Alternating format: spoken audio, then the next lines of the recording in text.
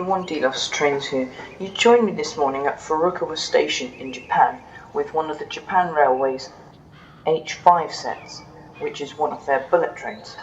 Today we'll be driving the bullet train to Sanadai, which is a more central station in Japan, travelling at speeds of up to 320 km per hour. Inside the cab here, the units are quite confusing to set up. You have to initiate this... you have to raise the pantograph first, which is this button here. Then activate this, basically like the onboard train computer.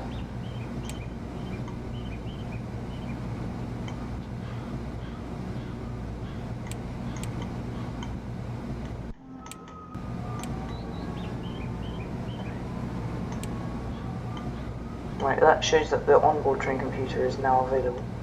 We now set the reverser to forward as we do in all other trains, and then this is our brake. These trains do have incredible brakes, only because they travel very, very fast.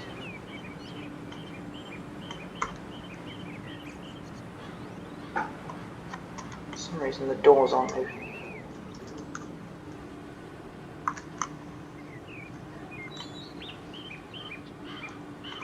That's strange.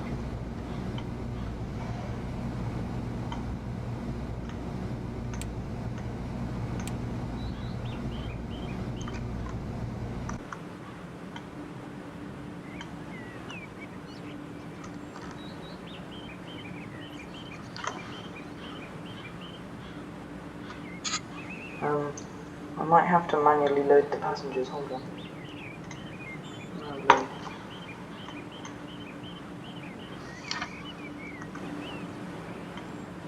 Oh, okay, the doors are open at this end.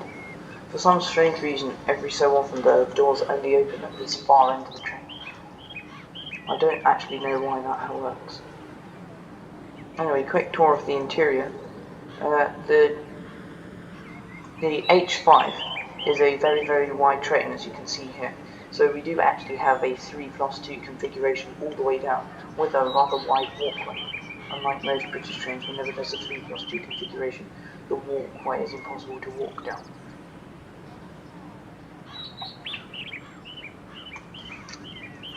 You keep the doors open at the back of the train just so that people can get on, because they've realised the doors don't open at the front.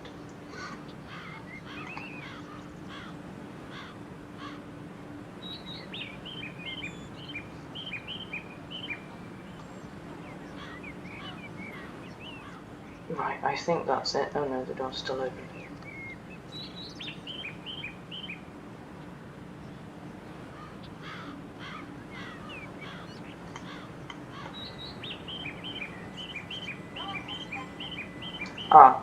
This green car is effectively first class, I believe. Yes, you can see it's much, much bigger in here. You can see how it's now 2 plus 2 instead of 2 plus 3, as it is. Oh, strange. Maybe that's like the kitchen car for the buffet or something. I don't know, I've never been on a Japanese train. Anyway, let's get this thing on the move. They're rather self-sufficient, these trains, because this speed set here, this is part of the onboard computer, and that restricts your speed. So as you can see here, the speed limit is 80, but the train will, even if I leave the throttle on full, the train will not exceed 80 kilometers per hour, which is a really cool feature, I think.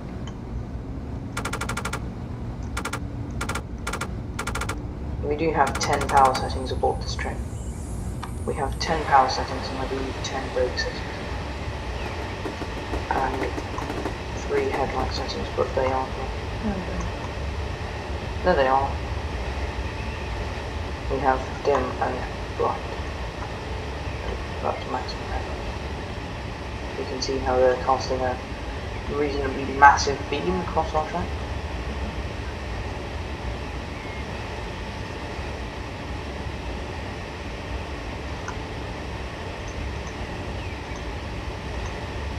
The headlights are surprisingly effective, because most train simulator trains, the headlights aren't that good. Anyway, let's see how fast this thing can go. And the speed limit has got up to 320 kilometers per hour, so we now kind of just let the train do all the work, and we get to admire the scenery as it passes.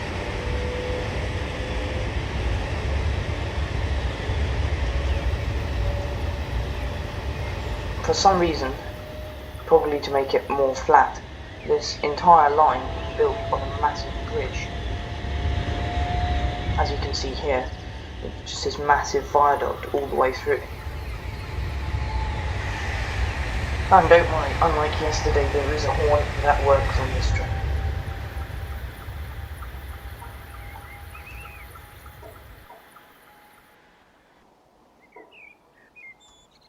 They're incredibly sleek looking trains, I have to say.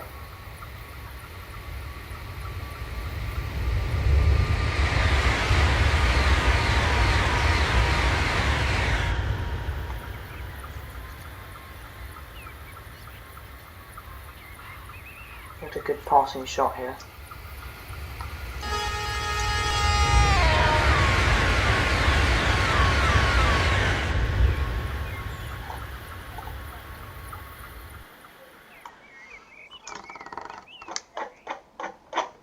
The thing with this line is there's a lot of tunnels, because to keep the line being as straight as they could make it, they just tunnel through every single mountain they came across, which is why they keep getting tiny breaks like this between tunnels.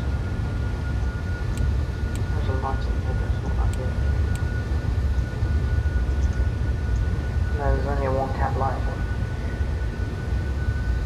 Anyway, we are now travelling at 305 kilometers per hour, which is the fastest we've travelled in this vlog series.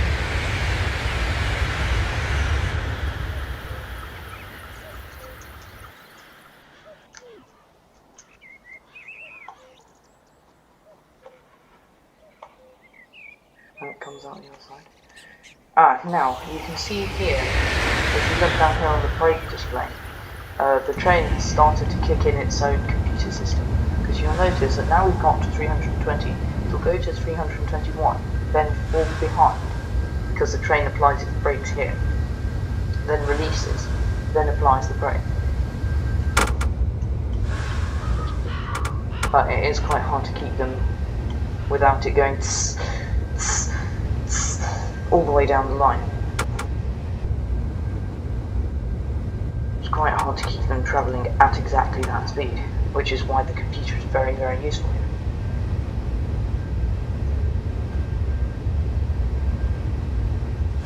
This incredible 20-kilometer journey will take just under 7 minutes, which is incredible.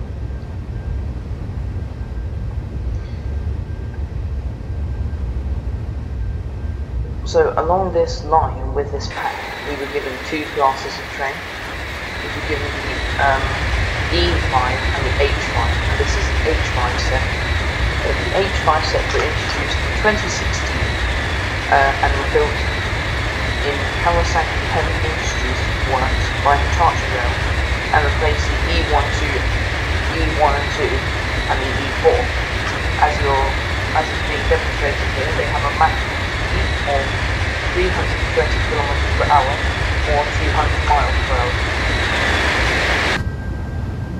I think that might be maximum operating speed, because I have run much faster than 200. As you can see here, the trains run as shown in the scenario here along the Tōhoku High Speed line and many other lines across Japan.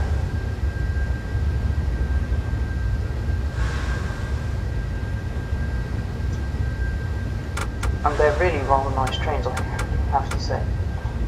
They're very, very fast.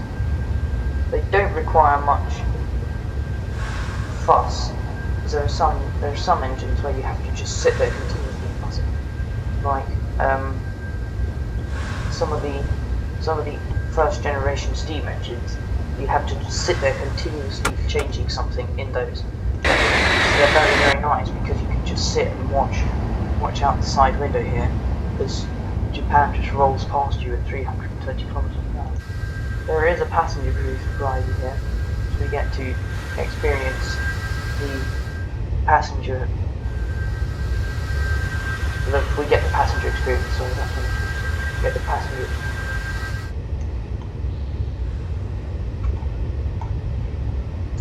You see this better here, but you do get this 3+2 configurations again here in this passenger view, with the seats labelled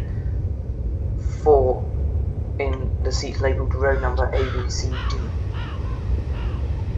It's funny how they use English characters for the seat numbers, which is strange.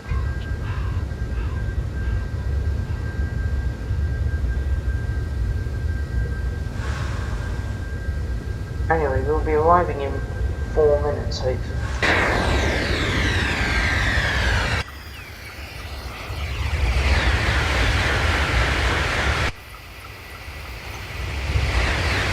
That just goes to show how fast they are. It's so fast the computer's struggling to render all of the bridges at the same time. We are slowing down here because the service is approaching a 160 mile an hour speed limit.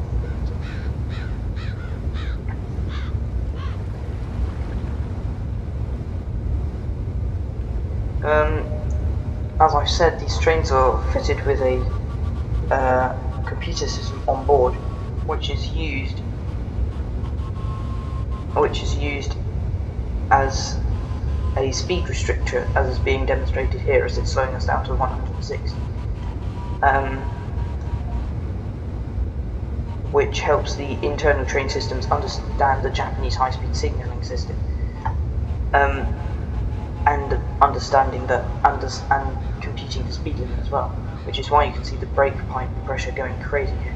That's an example of a signal.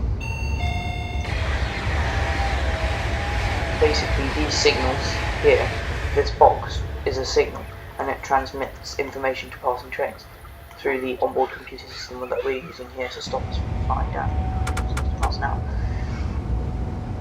The trains, with their 5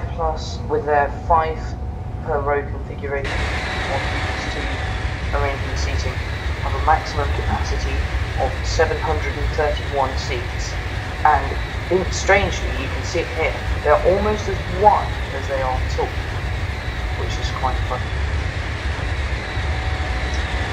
And we do have these long noses here for aerodynamics, so they can get really, really far on the right.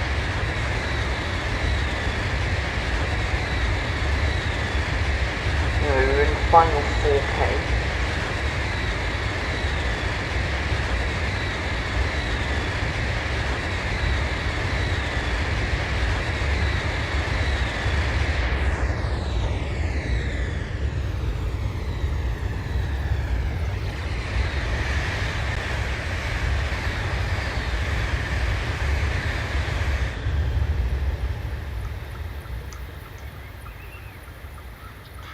As we can also see on the top of these train sets, they do have 2 pantographs, and that is most likely because they run both ways. They're multiple units that run both ways. So presumably the other pantograph is used for reverse service. Anyway, you do have to start applying manual braking now, because you need to stop the station coming up. Oh, and the train is doing that for us as well. It's incredible. This goes to show how high-tech these trains are.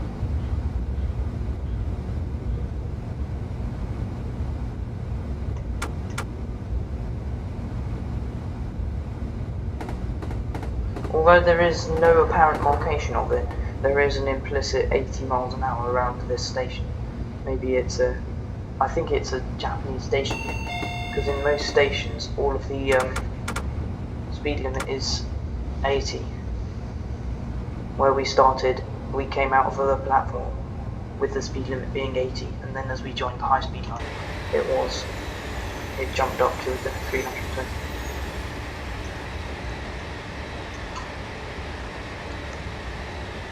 Anyway, they do have truly incredible brakes, but that is just solely because they go so fast. They need the brakes, otherwise they'll literally just fly through everything.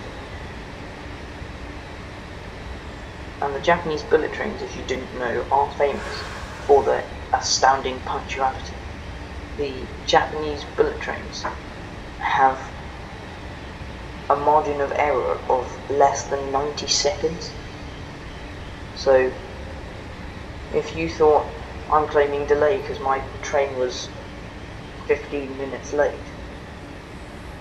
here in Japan you'd be confused if your train was 90 seconds late, which is truly incredible. The fact that they have enough trains and can actually manage that is truly awesome. This one's definitely not a margin of error in 19 seconds late. One of the reasons why this isn't late is because it was never supposed to actually show up here. But they probably wouldn't like it if I drove this as a scenario and then arrived late. Anyway, let's bring it to a close here.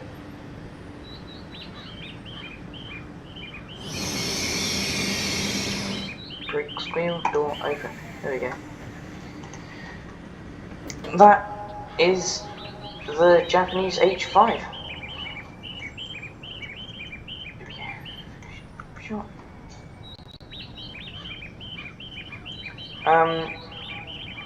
And that does in fact bring us to the end of this video. I'd like to thank you for watching this video. If you enjoyed this video, please like and subscribe for more train simulator content, or head over to my channel to see other posted videos. I look forward to seeing you in a future video. Thank you for watching. As I did yesterday and the day before, as this is a mystery vlog series if you like, the hint for tomorrow is a major sporting event.